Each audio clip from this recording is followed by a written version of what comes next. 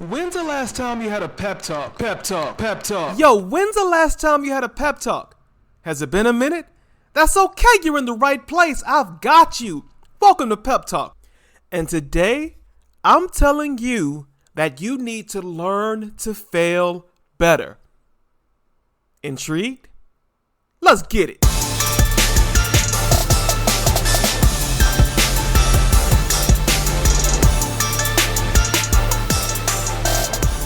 Welcome to Pep Talk, your weekly dose of pep, encouragement, motivation, and inspiration. This is the podcast that cheers you on and coaches you up, and I am your host, Coach Jay, a life coach in DFW, and I'm so glad to be here with you for episode 69 of Pep Talk. So glad to be here with you. Hope that your week has started well, and if it hasn't, if you're just needing a little bit of boost, then I hope that we're able to provide that for you in today's episode. If you're new to the podcast, welcome. You are an honorary member of the Pep Squad. We take it upon ourselves to be a community of people who seek to be the rising tide that lifts all ships. We want to spread encouragement. We want to leave people and environments in better shape when we leave them than they were when we find them, as much as possible. We don't want to win by ourselves. We want to bring people along with us. Amen? All right. Now, for some reason, I found myself thinking about the old Looney Tunes, and I'm really about to date myself here. How many of y'all remember the old Looney Tunes, right? Wile E, Coyote, and the Roadrunner. Look, yo, those cartoons, I used to kill myself laughing at Wile E, Coyote. Now, if you don't know what I'm talking about, you could YouTube them, you can find them. They're out there for you. But Wile E. Coyote was, a coyote, and he was always trying to catch this roadrunner who would always just outsmart him, and he would do everything. He would try to use dynamite from the Acme Corporation. He would try to create fake backgrounds, and somehow the roadrunner would always outsmart him, and Wile E. Coyote would always end up being the one that is harmed by the traps that he tried to use, the plans that he tried to use to catch the roadrunner. If he tried to use the explosives to blow the roadrunner up, he would end up getting blown up by the explosives. If he tried to use a fake background, the roadrunner would seemingly run through the background into the horizon. And when Wile E. Coyote would try to run after him, he'd run smack dab into it. Boom, it would be a debacle. And all you would hear is the roadrunner saying, beep, beep, and then just running off. It was just craziness. But for some reason, this week I was thinking about that. And we always used to laugh at how every plan of the coyote, every plan of his failed. But this week I had a thought. And it was kind of an enduring thought. What if we lived our lives like Wile E. Coyote? What if we looked at each one of his attempts not as a miserable attempt at being made a fool of, but what if we looked at each of his attempts as research toward getting better? Now, I know, the way the cartoon is written, he's never supposed to catch the roadrunner because that would be the end of the entire thing, right? Tom and Jerry. Tom the cat was never able to outwit Jerry the mouse, but he kept trying. He tried over and over and over again, repeatedly. And just when he thought that he had the mouse caught, Jerry would always figure out a way to outsmart him by calling on, the big bully bulldog on the block or getting inside of his little mouse hole, whatever. He would always catch him. Or what about my favorite sport? Basketball. Michael Jordan. Okay? Thinking about his arc into becoming one of the greatest basketball players to ever play the game, right? I think his first 6 seasons, he didn't even make the playoffs.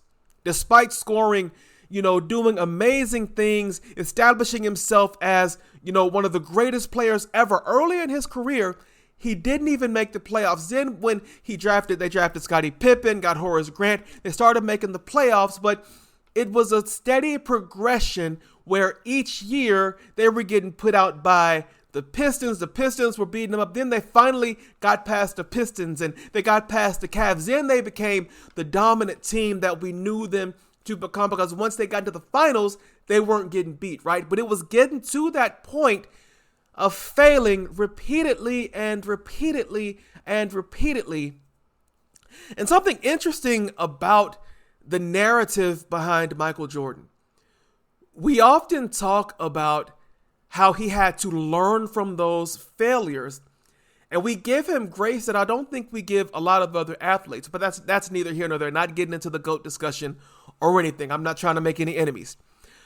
But what I'm trying to say, and what has been really, it's gnawing at me as I make this episode, is that in each of these instances, all of these people, real Michael Jordan, fictional characters, Tom Cat and Wile E. Coyote, what if we looked at everything that they were doing in a different light and we told a different story about it?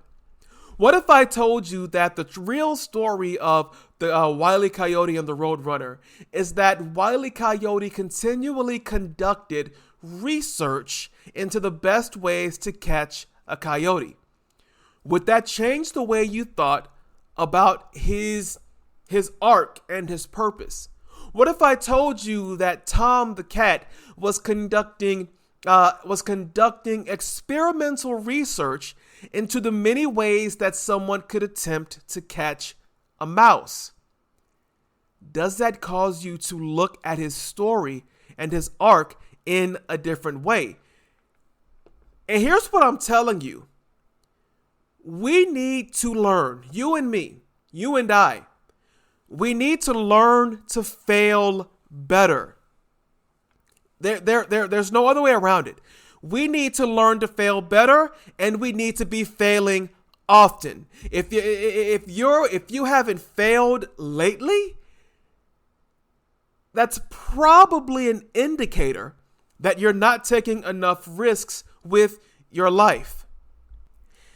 So in Samuel Beckett's Westward Ho, there is a quote in there that says, "Ever tried, ever failed? No matter.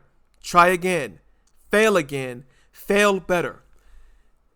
And there is this implication that when we fail, we should be learning something from it. However, in research that I've done, and even looking back at my own life, this whole idea of learning from failure, it appears to be the exception rather than the rule. And what I mean by that is most of us are out here failing just for failure's sake. We're not taking anything from it. We are just failing repeatedly, and we are staying the same. And that's not the way that it's supposed to work.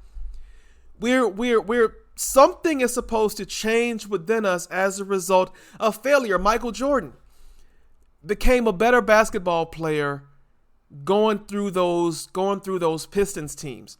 Those late 80s, early 90s players, they toughened him up. They made him diversify his game because they had the Jordan rule. So if Jordan went to the hole, their job was to knock him down. And so Jordan had to learn to develop more of an outside shot, right? He had to learn to shore up his mid-range shot. Jordan took the failure and he learned from it. He failed better. And when I say that we need to be failing better, that's exactly what I mean. I mean that we should be taking data from our failures and we should use it to make it better. I mean, y'all, we cannot be out here. It's 2024. We cannot afford to be out here failing just for failure's sake. We need to be purposeful in what we're doing, in the risks that we're taking, and then there should always be a point when we fail that we evaluate and we reflect on what happened so that we can be better when we try again next time. So I learned in some of my research that we expend a lot of energy maintaining a positive image of ourselves. And so as a result, we tend to recognize failures in other people and pay close attention to them and remember them well. But when it comes to our own failures, we don't show as much interest.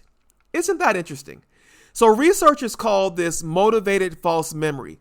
And what this means is that our selective amnesia helps us forget our failures, or we fabulate a different story about them.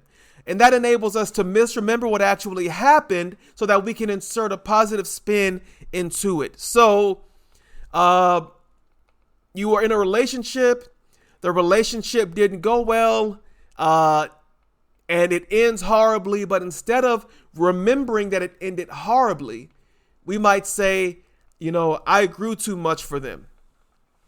Maybe you were the issue, but you might say, I grew too much for them, or they weren't ready for the person that I was. Or we might say, I just reached a point in my life where I just really needed to focus on me, when the actual story behind the breakup is that you caused the entire thing. Or we get fired from a job and we might say, they fired me. I was doing everything that I was supposed to be doing. I was doing what they trained me to do, and they still fired me for the very same thing. When in reality, if we really take the rose-colored glasses off and take the selective amnesia out of it, maybe you were the actual issue. And see, although this process, this motivated false memory, this self-selected amnesia is motivated by our need for self-enhancement to keep ourselves looking good, a lot of times our brain, our minds do it for us to maintain a positive image of ourselves. Isn't that interesting? But I think the other part of that is also interesting. That we're able to remember other people's experiences, and that we're able to learn from their mistakes and learn from their failures, even when we can't learn from our own. It's interesting. So Ronald Bledlow at Singapore Management University, he and a group of researchers discovered that drawing lessons from other people's failures is particularly effective, but it's underused. So, for example, when I tell my kids, you've heard this a lot, you tell your kids that the stove is on, it's hot, hoping to spare them from burning themselves, what they're going to do? They're going to touch it to learn from them. They're going to touch it to learn for themselves. So in that case, they're not using, the information that I'm giving them from my life. Or when I'm in my classroom with students, I'm always passing along nuggets of information. I'm trying to give them wisdom because I want their lives to be better than mine. I don't want them to go through the same mistakes and failures and rejections and everything that I've gone through in life. So I want to spare them and hip them to game about life. I remember I had this student one time that said, Mr. B, I don't know why you're trying to give us all of this wisdom. We're going to do what we want to do, and we'll just have to learn it the hard way. And my response was, but why would you? If I'm giving you, it's like playing Mario Brothers, old school Mario Brothers on Nintendo Entertainment System. If somebody gives you the game guide, and they have marked out every place in the game where they've made a mistake, but also told you the exact button combinations to use to get over that obstacle and to beat that board, wouldn't you use it? And I know some people out there are going to say, yeah, but I want to beat it myself.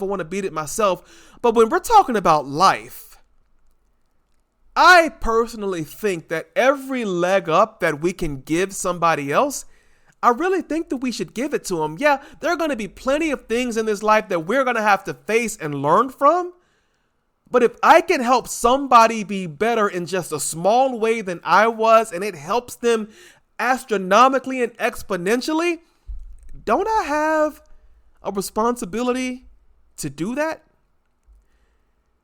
I think it's interesting. So going back to Ronald Bledlow and their research about drawing lessons from other people's failures, it says that when study participants heard stories about failure, They were motivated to learn, and they retained more information as a result. His team also found that our attitudes about failure matter. Study participants who saw failure as a valuable learning resource tended to learn more from failure stories. So I'm going to make another statement here that you may or may not agree with. We learn more from failure than we do from success. But here's the problem. Many of us are so afraid to fail that we try to avoid it at all costs, which stunts our growth. Many of us, we play not to lose instead of playing to win. And when you play not to lose, you don't take risks. You fall back into a simple, methodical way of life. But when you're playing to win, you're looking to take the risk. You're looking to take the risk. You're looking to take the chance because you want to shore up your percentage possibility of winning. It's like in football. At the end of the game, I can't stand it when I see teams begin to play prevent defense. Prevent defense is when all of the secondary, they back up. They want to allow the offense to get just a little bit of yards, but not to go over the top and to win, instead of continuing to play the defense that was helping them to win in the first place. Like, why change it up? Keep playing the odds and play to win the game. That's a famous Herm Edwards quote. We play to win the game. We play to win. We don't play to lose. We play to win. And that's a completely different, those are two completely different mindsets. Which one are you doing? Are you playing to lose? Are you playing not to lose? Or are you playing to win? I know in my own life, I have been so afraid of failing, that I have kept myself from speaking up in meetings. I have kept myself from putting together business plans. I have kept myself from auditioning for different things because I was so afraid of not just what people would think of me when I failed, but what I would think of myself if this thing that I know that I'm good at, if it's proven that I'm not so good at it after all. My brain has this habit of skipping all the way to point Z and assuming failure, and then going through all the permutations of what that failure means, not just for me now, but for me in the future. And so because I'm trying to avoid the failure, I'm playing not to lose, I tended to put myself into these safe spaces. Do the safe thing. Not take the risk, not seek out the grand adventure. I'll take a small adventure. But not seek out the grand adventure to see what's really out there, what I can really do. And I've also realized that I need to fail better, and I need to fail more. And it's kind of this thing of when we look back on our lives, and I think I said this in the last episode, it's going to be the risks that we didn't take that we're going to regret. But what if we took every chance? What if we faced every rejection? What if we failed often, failed quickly, and failed better? How much more would we flourish? And who might we actually become as a result of living our lives to win? Who would you be if you played to win more often? If you were more aggressive with life, even more assertive, rather than living in a passive and pacifistic way and letting life come to you, what if you went out and actually grabbed life by the horns and saw where it could take you if you were living with a more intentional methodology? I think it's time for us to reframe failure and its association with the words guilt and shame. And I think we need to replace guilt and shame with the words research and discovery. Because in reality, that's actually what failure is. It's the narratives in our brain that causes us to default to the more emotional reactions of the failure. It's the guilt, so I can't talk about it. It's the guilt, so I have to make up a story about why this happened. It's the shame. I can't look at myself properly because this didn't go right. It's the shame. I messed up, so people are going to look at me like I'm continually a mess up. But what if we shifted and said that the failure that I just endured, it was research so that we can rebuild it and we can make it better? What if this failure was a source of discovery? So now I know who I need to be going forward, how I need to act, what I need to obtain going forward so that I am better for the next time. And I need to say this again. If you fail once, there needs to be a next time. Let me say it again. If you fail once, there needs to be a next time. If not, you are severely handicapping yourself from learning and developing and from the growth that could possibly come out of what you just endured. What I think is cool also is that there is a spectrum of failure, because there are failures that we don't want to repeat, that we should never, they just shouldn't happen. But there are also intelligent failures, and those are the ones that grow us the most. And I found a really, really cool spectrum of failures looking in an article in the Harvard Business Review. And I want to go through a little bit of these because it goes from a spectrum from blameworthy, which are the lower level failures that we don't want to repeat. They don't grow us as much as the other end, which are the praiseworthy failures, which are seen as the intelligent failures. So what are blameworthy failures? These are like deviance. So when an individual chooses to violate a prescribed process or practice, that kind of failure we don't want to repeat. Or inattention. An individual inadvertently deviates from specifications. That means maybe you're baking a cake and instead of reading the directions, you just go off a feel based off of what you thought you saw somebody do on the Food Network, based on what you thought you saw your mama doing when you were playing video games and she was baking a cake, right? That's inattention, not giving proper attention to something. You can fail there. Yeah, it can teach you to pay more attention next time. We don't want to repeat the inattention failures too often. They hold us back. A lack of ability. An individual doesn't have the skills, conditions, or the training to execute a job. Now, what can you learn from this? Because you can learn from all of them. What can you learn from them? To develop the skills for the next time, right? Okay, now I want to talk about the praiseworthy, the intelligent failures. These are the ones that studies have shown that can cause the most growth and development in our lives. At the top is exploratory testing. So this is an experiment conducted to expand knowledge and investigate a possibility that leads to an undesired result. So you have a process, you have a procedure, and you want to see what happens. Most of the medications that are out in the world today are here because of medical trials that did not go according to plan.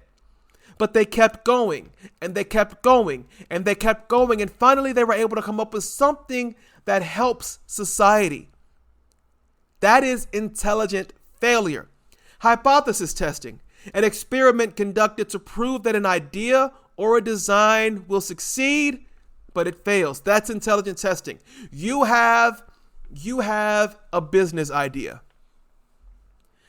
And you think that it could be big. You have a hypothesis, right? That your business idea that there is a segment of the population, a large segment, that would really benefit from creating kitchen tiles that were self-cleaning so you never needed to mop again. Okay? So you test that hypothesis. And the first couple of houses that you use it on, it goes horribly wrong. But you can take that data and you can go back to the drawing board and come up with something else. That's an intelligent failure. What about uncertainty? A lack of clarity about future events that causes people to take seemingly reasonable actions that produce undesired results.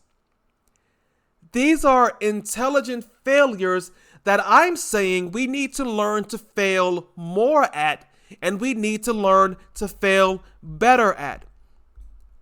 What kind of failures do you find yourself making more often?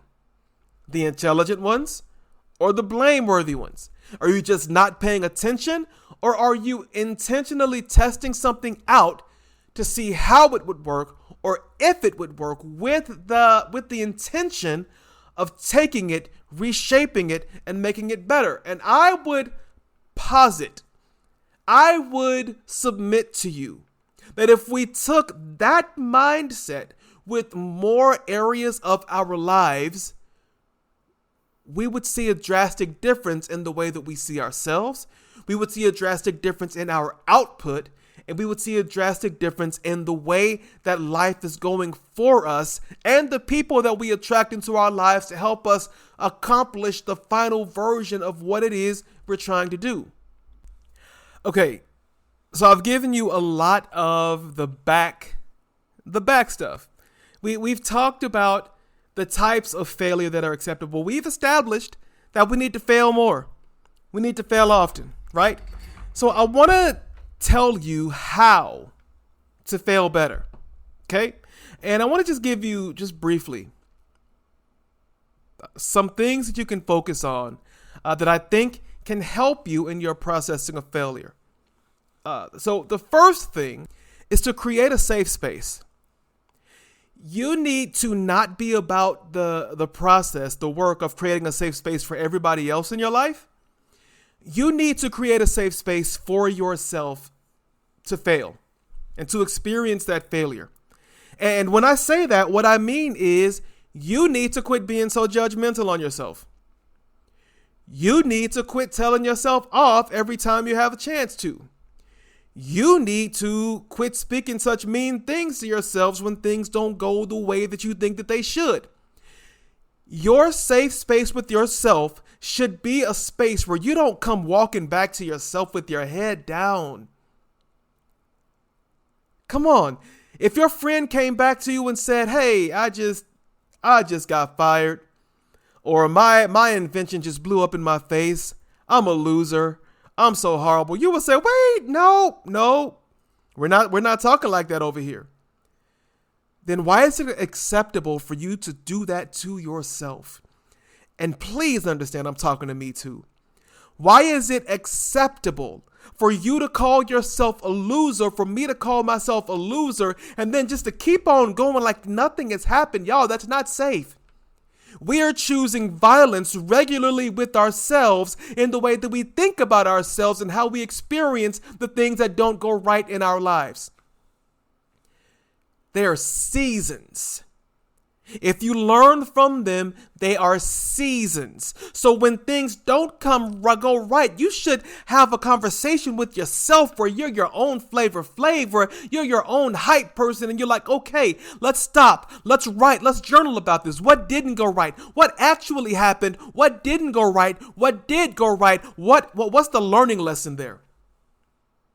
What can I take away from this so that the next time it can be better? And see, along with step number 1 of creating a safe space, goes step number 2, which is to tell yourself a better narrative.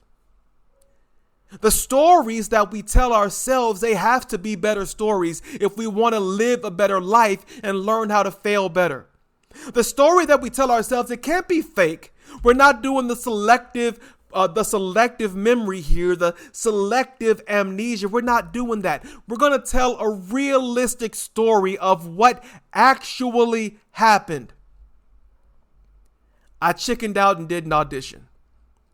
Okay, why did you chicken out? I didn't think that I was capable. Okay. That's the story that we can tell ourselves.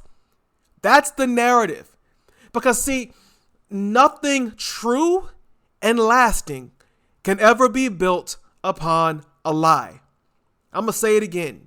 Nothing true and lasting can ever be built on a lie, and that includes our lives. If we are building our experiences, if we are building our perspectives upon lies, then nothing that we do will be sustainable. We're just gonna keep inattentively failing time after time after time. You've got to learn to tell yourself a new story. Yeah, this didn't work. Yeah, I was at fault, but I have learned from this. I know that I have it within me to do better next time. So I'm not going to give up. I might have gotten fired, but I'm going to write a new resume. I'm about to get out there. I might have gotten dumped, but I know I'm still a catch. I've got some work to do, but I know I'm still a catch. I know I chickened out on the audition, but I'm going to catch the next one. I'm going to find somebody to hold me accountable, and I'm going to do this. My experiment failed. Let's do it again. You've got to tell yourself a new story. It needs to be a true story, but it also needs to be one that includes how far you've fallen. You can bounce back twice as high. Because when you learn to fail better, the positive outcome of it has exponential possibilities. And then last but certainly not least, if you want to learn how to fail better, you're going to have to just get out your own way and do stuff. Just do stuff. I don't know what it is in your life that you need to do. I don't know what it is that you need to start. Last episode was about starting. If you need to learn how to start, go back and listen to last episode. I don't know what you need to start. I don't know what you need to do. I don't know what your ultimate goal is, but I'm telling you right now, you've been sitting on it for too long. You need to get out there and fail. Because the only way that you will ever see success in any given lane in your life is that you must be willing to do something and it not go well, and you come back and do it again and it still not go well, but you stick with it in the ups and in the downs, whether it's straight or whether it's curved, whether it's crooked, no matter what it looks like, you have to stick with it. You have to endure the failures to appreciate the success. And that's the thing. And that is how you learn to fail better. Listen, again, this episode has been about telling you that you need to fail more and you need to fail better. That's it. That is it. So where can you fail more and where can you fail better? So we have a fan mail option. I would love to hear your failure stories. I would love to hear how you are failing more and failing better and maybe what you've taken away from this episode. Just drop and shoot us a fan mail on our Buzzsprout link. We would love to hear from you and respond, maybe even read some of them on the air in the next few episodes. But I want to hear from you. I want to hear what you're failing at and how that failure is making you better. What stories are you telling yourself? How are you creating a safe space for yourself? And what stuff are you doing? Because we're not being stagnant. Life is not for stagnancy. Life is for living. And in living, there will be times where things don't work out the way that we want them to, but we don't let those times stop us. We just keep moving forward. So this has been episode 69 of Pep Talk with your host, Coach Jay. I'm so glad that you all have been here with us. Let us know what you think about the podcast. Hit me up at thepeppodcast@gmail.com or on @_JBSpeaks on Instagram, or send me a fan mail. Let me know what you're thinking. Leave us a 5-star rating and review wherever you listen to your podcast. We appreciate you. I love you. I think that you're great. I think that you are destined for incredible things if you can get out of your own way. That's what somebody told me, so I'm telling you the same thing. And y'all know how we end things here. Keep it love, keep it light, and keep it peppy. I'll see you next week for episode 70 of Pep Talk. I love you. Y'all be blessed. Peace.